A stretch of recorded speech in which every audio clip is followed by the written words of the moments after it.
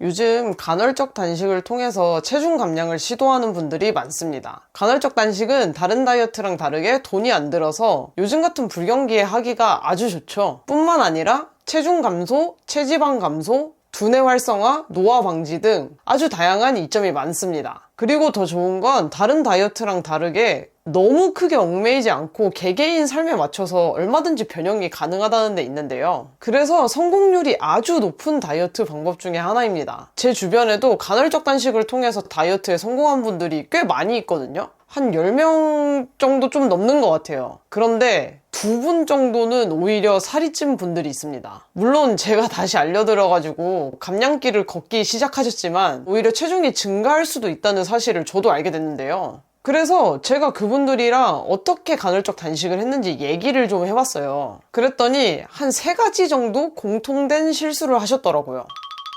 그래서 오늘은 간헐적 단식을 할 때 할 수 있는 실수 3가지를 알려드리도록 하겠습니다. 첫 번째 실수는요, 식사 시간에 제대로 된 식사를 하지 않은 것입니다. 간헐적 단식에 성공한 분들이랑 간헐적 단식에 실패한 분들이랑 식사를 제가 한번 비교를 해봤거든요. 그런데 섭취하는 칼로리 기준으로 봤을 때는 크게 차이가 없었어요. 오히려 실패한 분들이 조금 적게 먹은 날도 꽤 많이 있었거든요. 그런데 먹는 식사의 질에는 차이가 꽤 많이 있었습니다. 단식을 제대로 하기 위해서는 식사 시간에 제대로 섭취하는 게 중요한데요. 여기서 제가 말하는 제대로 섭취라는 거는 영양소를 제대로 섭취해야 된다는 것을 이야기하는 겁니다. 제가 말씀드린 영양소는 탄수화물, 단백질, 지방뿐만 아니라 미네랄이랑 비타민 같은 미량 영양소까지 포함하는데요. 실패한 분들을 보니까 식사다운 식사가 아니라 빵이나 이런 것처럼 대충 때우는 끼니로 드시는 경우가 많더라고요. 그러니까 한마디로 식사에서 칼로리는 채웠는데 영양소는 텅 빈 음식들을 먹었던 거죠. 그렇게 먹게 되니까 문제점이 뭐냐면요, 식사를 할 때는 내가 제대로 식사를 한 것 같지 않은데 공복 시간이 길어지다 보니까 계속해서 굶는 느낌이 드는 거예요. 그런 기분이 쌓여서 결국에는 폭식이 터지더라고요.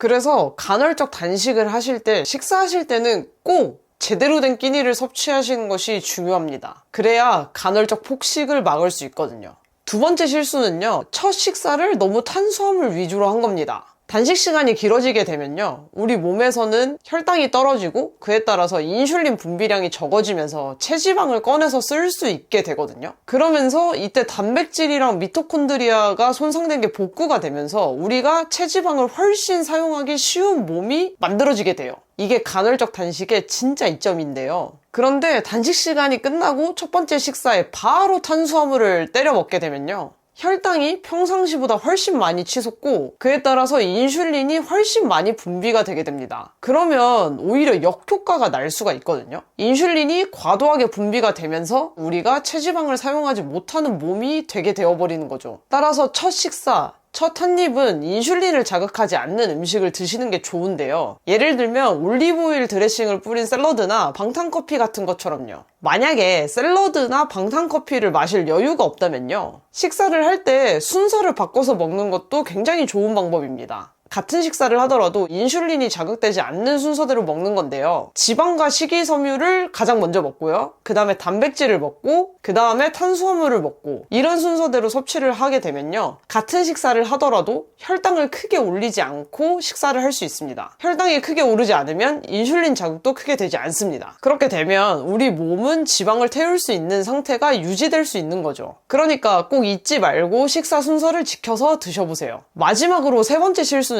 수분의 중요성을 놓친 겁니다. 간헐적 단식을 하면 염증 수치가 줄어들면서 부종도 빠지게 되는데요. 이 부종이 빠질 때 수분이 우리 몸 밖으로 배출이 되거든요. 그리고 단식 시간 동안에 우리는 몸에 저장되어 있는 탄수화물을 연료로 사용을 하는데요. 이 탄수화물을 연료로 사용을 하면 탄수화물이랑 같이 저장되어 있던 수분이 몸 밖으로 빠져나가게 됩니다. 그래서 생각지도 못하게 많은 양의 수분이 우리 몸 밖으로 빠져나가게 되는데요. 물은 많은 분들이 아시는 것처럼 몸의 3분의 2를 차지할 정도로 아주 중요합니다. 특히 다이어트를 할 때 중요한 점은요, 우리가 목마름과 배고픔을 구분하지 못하거든요. 그래서 수분이 부족해서 목이 마를 때 거짓 식욕을 느낄 수가 있습니다. 그래서 수분이 우리 몸 밖으로 빠져나간 만큼 잘 채워주는 게 중요한데요. 이때 무작정 물을 많이 마신다고 해서 우리 몸에 수분이 보충되지는 않거든요. 오히려 물을 너무 과도하게 마시면 체내의 염도가 낮아져서 더 안 좋을 수도 있습니다. 그래서 물을 드실 때 히말라야 핑크솔트처럼 미네랄이 들어있는 소금을 소량 첨가해서 드시거나 전해질을 타서 같이 드시는 것을 추천드립니다. 그럼 부작용 없이 수분 보충이 훨씬 빨리 될 거예요.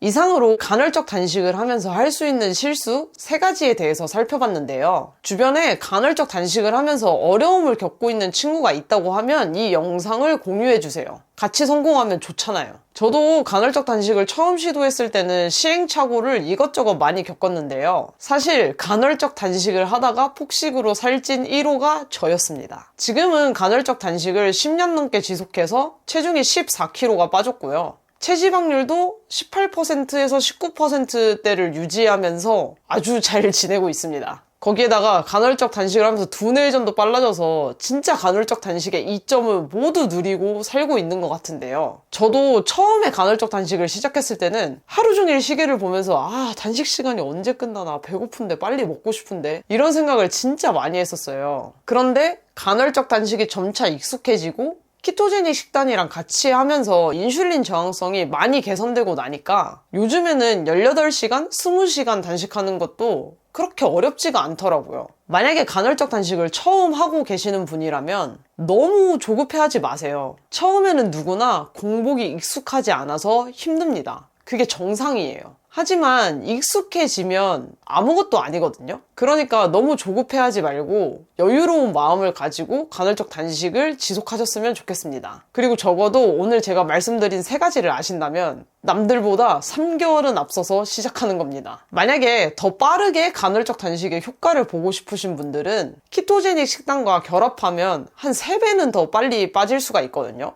키토제닉 식단 하는 방법이 궁금하신 분들은 제가 아래에 링크 남겨놓을 테니까요. 영상 한번 보시고 같이 시도해보세요. 그러니까 오늘도 영상 봐주셔서 감사합니다. 다음 영상에서 만나요.